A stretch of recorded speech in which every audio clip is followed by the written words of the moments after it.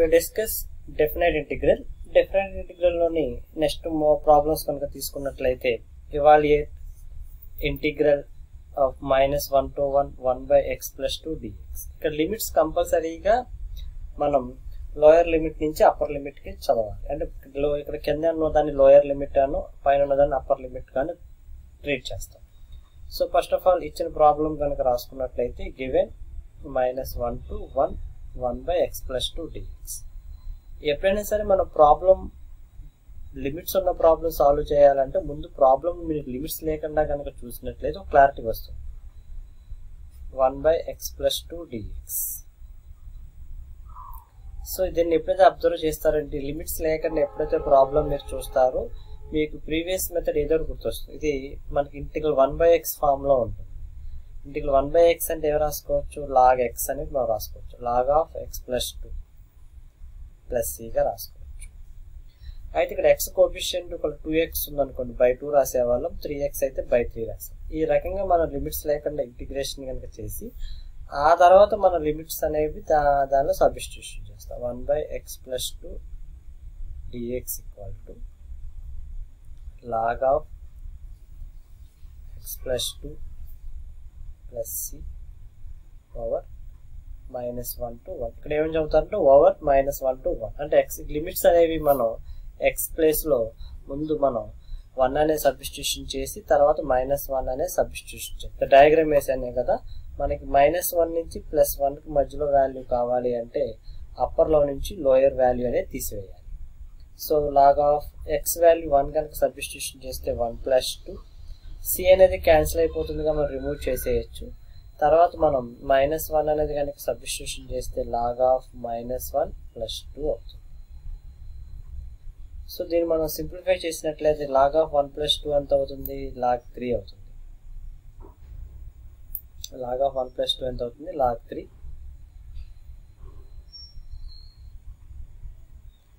-1 plus 2 ఎంత అవుతుంది, log 1 అవుతుంది.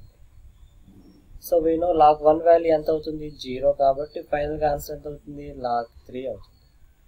సో మనం ఇలా మనం ఈ ప్రాబ్లమ్ ని సింప్లిఫై చేసుకోవచ్చు. సో ఎప్పుడైనా మన లిమిట్స్ లేకుండా మన ప్రాబ్లం అనేది అబ్జర్వ్ చేయాలి. నెక్స్ట్ ఇదే మోడల్లో మనం ఇంకొక ప్రాబ్లం కనుక తీసుకున్నట్లయితే evaluate integral of 1 by root 2. First we have to write the given problem. 1 by root 2 to root 3 by 2. 1 by root of any standard integration problems. Standard integration తో తీసుకొని చేస్తాం. సో ఇప్పుడు లిమిట్స్ తీసేసి ఈ ప్రాబ్లం కనుక మనం అబ్జర్వ్ చేసినట్లయితే 1 by root 1 minus x square dx. So చూడండి డైరెక్ట్ ఇంటిగ్రేషన్ ఇది. 1 by root 1 minus x square dx అంటే మనకు తెలిసి స్టాండర్డ్ ఇంటిగ్రల్ ఏంటిది, sin inverse x plus c. So ఇక్కడ మనం లిమిట్స్ కనుక అప్లై చేసినట్లయితే సో ఇక్కడ కింద రాద్దాం. లిమిట్స్ కనుక అప్లై చేసినట్లయితే integral 1 by root 2 to root 3 by 2.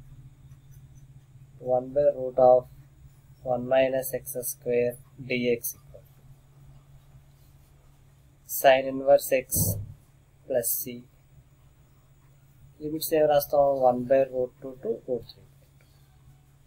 So first మనం ఏ లిమిట్ అప్లై చేయాలి, అప్పర్ లిమిట్. పైన ఉన్నదాన్ని అప్పర్ లిమిట్ అంటాం. అప్పర్ లిమిట్ మనం సబ్స్టిట్యూషన్ చేసి తర్వాత లోయర్ లిమిట్ అనేది సబ్స్టిట్యూషన్ చేయాలి.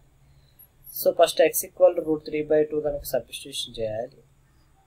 sin inverse of root 3 by 2 minus sin inverse of 1 by root 2.